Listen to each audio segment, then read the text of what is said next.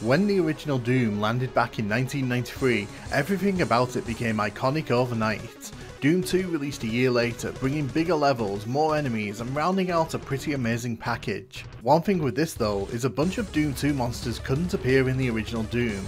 I've been playing Doom since 1994, and I've always wondered how it would feel to encounter the likes of the Chain Gunner, Hell Knights, and even the Archvile in the OG Doom setting. We got a taste of this when Doom landed on the original PlayStation back in the day. That version planted a bunch of Doom 2 enemies in the original Doom, and it was so surprising to see them and encounter them in those original settings. Since that release though, none of the official games have attempted to make that happen, which I've always felt was a real missed opportunity. So rather than complaining about it endlessly, I figured I'd do something about it. Guess we'll have to make our own. The aim of this was pretty simple, to recreate the look and feel of Doom 1 inside Doom 2, and then have fun putting enemies where I felt they'd make the most fun encounters. The best part? Unlike the last time I did one of these remastered videos, I've uploaded this to the internet, so you can download this on the Bethesda Mod servers. It's there right now if you do a search for it, or you can download it via your PC and try it in your source port of choice. I have tried it in a few of them. It did work in Crispy Doom and a bunch of others. It did not work in Chocolate Doom however, so please be aware that it may not work in all source ports.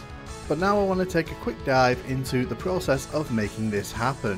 One of the big reasons that I chose to do this is because I've always been curious about how this would work. How would it feel to encounter Doom 2 enemies that were never really designed with Ultimate Doom in mind in the Ultimate Doom levels? And making this happen wasn't too difficult. Bringing the levels across was simply a case of copy pasting, but the issue came in the texture work. A lot of the textures were missing or were moved in the file, so a lot of time was spent really just kind of fixing that up and making sure that everything looked at least approximate to what you would expect in Ultimate Doom. You can see here that I have put a bunch of chain gunners in the first level. The placement of a lot of these enemies is based on their PS1 locations, including this Pain Elemental here. Part of the reason for this is because I want people to kind of have that same sense of shock and awe when you're exploring these PS1 levels. Unfortunately, there were points where I kind of had to change the level geometry, so with this part here in particular, I had to make the decision to bring it closer to the Jaguar levels. At first, when I was putting this together, it was mainly just for fun, so I was just kind of putting enemies in levels and just sort of seeing what made, for good times. And as things kind of came together more and more, I was just kind of finding myself putting enemies down and just having fun with the encounters. For example, I put arachnotrons outside here because these cliff areas on the outside of this outside area are not really used in the Ultimate Doom, and I kind of thought it would be fun to put something up here that could pose a danger to the player. So when I was kind of coming out here, it kind of changes the feel of this area in particular. You can also see a chain gunner there. I still think it's pretty surprising to see chain gunners just kind of casually walking around knee deep in the dead, because it just doesn't feel right, but at the same time it's fun to encounter. Most of the levels have a super shotgun hidden within the walls. I've actually made some small additions to several of the levels to accommodate this. I wanted the super shotgun to kind of be a fun item to find, and there is one in the first level and there is one in the second level. You can see here I've put a bony boy at the end of this little pathway here. There's a chain gunner hidden in the dark there. And if we go all the way across here, I thought this would be a really fun encounter because sometimes the Archvile goes left, sometimes the Archvile goes right. As soon as you open the door heading into this whole maze area, it actually wakes up, so it's always running towards you. So combine that with the darkness, I thought it was a pretty fun encounter. I've also added a Cacodemon in here. Technically not a Doom 2 enemy, but seeing a Cacodemon in Knee Deep in the Dead, I just thought it was pretty fun, to be honest. I also wanted there to be some surprises for players who make their way through the levels, so I threw in a Hell Knight here at the end, just for the player to have something to get their teeth into in this room, because normally this room is pretty easy to pass through with all the zombie men and imps in here. Now that I've kind of gone into the nitty gritty of how it was put together, I wanted to just kind of show off the end result a tiny bit. So this is Hangar. This is E1M1, but it's in Doom 1. As I mentioned, one of the influences with the enemy placements was based on the PlayStation version of Doom. So that zombie man at the start is there in the PlayStation version of Doom, and I thought it would be pretty nice and a bit of a surprise for those who are not expecting it. You can see that, you know, things are pretty similar to what they would look like in the normal PC version. Of course, when we come into this room, eagle-eyed among you will see that there are different textures being used. I did try my best to approximate the texture usage so that it kind of looked reminiscent rather than importing textures and such, because I felt that was well outside of the scope of this project. As we make our way through these areas here, you can see that there are chain gunners, and they're not too difficult to deal with at this point. One of the things I was kind of thinking about with this first level is I didn't want to just throw wave after wave of Revenants and Archviles at the player, although that would have been pretty funny. Instead, what I wanted to do was kind of ease players in, and so they can kind of see what the thing's going to be like before I start throwing the big weapons at them in level 2 and onwards. Like I mentioned also, I had to make some modifications to the level. In reality, this doesn't really change much at all. It just kind of gets rid of the gate textures here. I actually kind of prefer this. I think that the console versions of these levels actually do look a bit better in that area. I've also put a chain gunner there. And as you saw in the sort of Doom builder window, you can see that there's actually a pain elemental up here. This is actually from the PlayStation version, and what's interesting is the Lost Souls can actually get pushed outside the level in this version as well. There's a blue key here. The blue key does actually set you on the path for the super shotgun in this level, and if you're eagle-eyed, you'll spot where the blue door is pretty easily, I think. I haven't made it super obvious, but it is there for those who go hunting. I also tried to make sure that these intermission screens were as reminiscent as possible of Ultimate Doom. Obviously they don't behave in the exact same way, but you know, that's just the way Doom 2 is.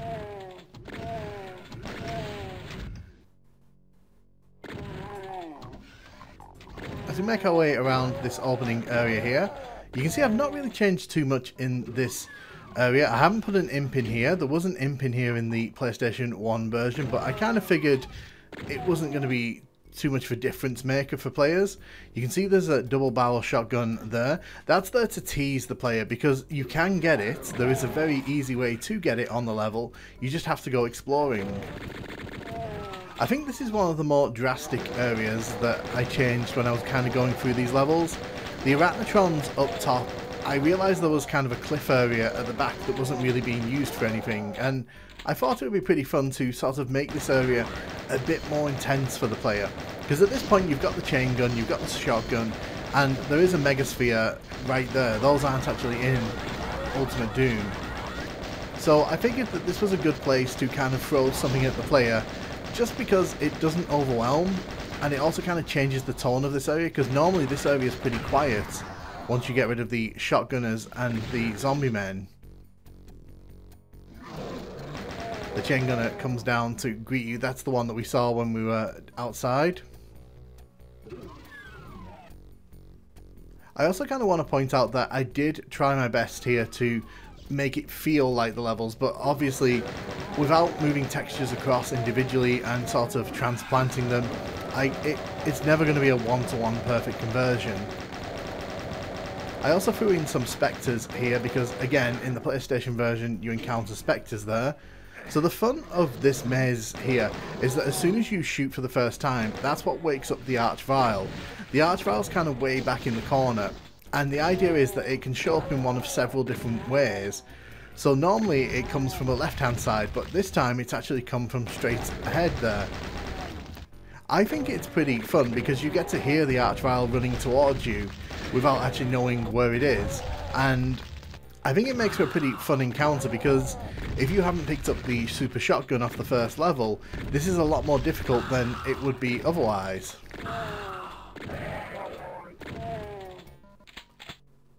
I did debate putting other monsters in the maze, but I kind of figured that if you put too many monsters in here, it just gets a bit silly. I mean, having an Archvile in here anyway is silly, but this is kind of a mysterious area. I did also have the super shotgun in here originally, but I thought that was a bit too easy. it was a bit too much of a gimme, I thought, for people. So I wanted to kind of make some alterations to the level, and I'll show those off as we kind of make our way towards the end of a level. There's a chain gunner there. You can still shoot that wall to open up this door. We'll take out the enemies here. I did want to put a pain elemental outside behind us, outside those windows there. Unfortunately, they didn't behave particularly well outside. They never rose up to the window, so I just kind of didn't bother with that in the end.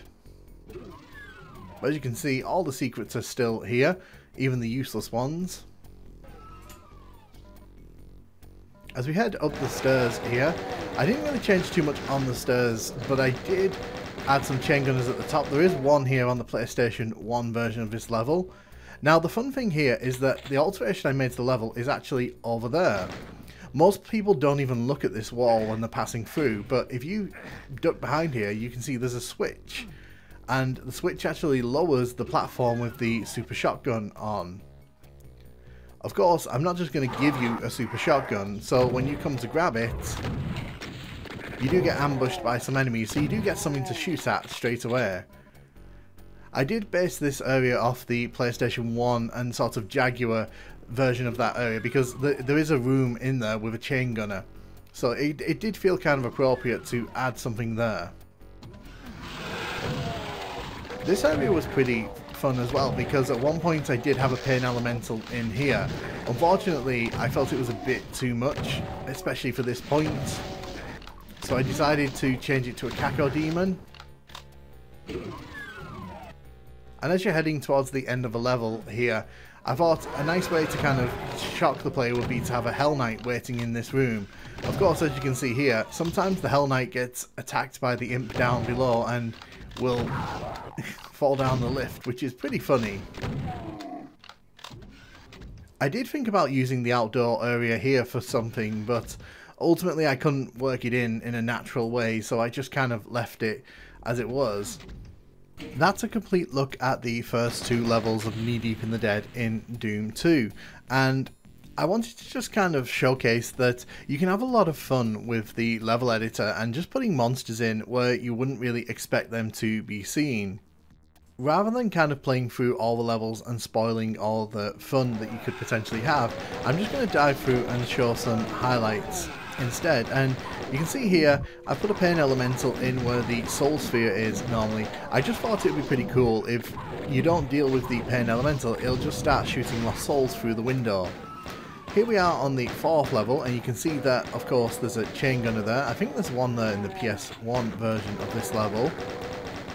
It also changes the way that some of these rooms play out, because in the original Ultimate Doom, you come through some of these levels and you just race through them, but if you put some more tanky enemies in the way, like the Revenants there, it really changes the way you approach the rooms, because in this episode you don't get the plasma rifle and you don't get the BFG, so you kind of have to be a bit more considered in how you approach things like that. I also kind of felt this is where Cacodemons would show up in this level if we were to put them in E1 M5. Of course, there's another Cacodemon on the other side, and by the time we've taken care of that, the enemies have made their way around. Of course, if you have got the super shotgun from one of the previous levels, these encounters are a lot easier, but that's part of the fun of looking for the super shotgun in these levels. As said though, it was really good fun just kind of looking for places to put these Doom 2 enemies in a way that kind of felt like they would have been put there had they been available when this game was made. I feel in particular here, this is a great spot for 2 Hell Knights because it kind of foreshadows what you get in E1 M8 with the Barons of Hell. But there's also a lot of open space here to take care of them, so it doesn't get too dangerous.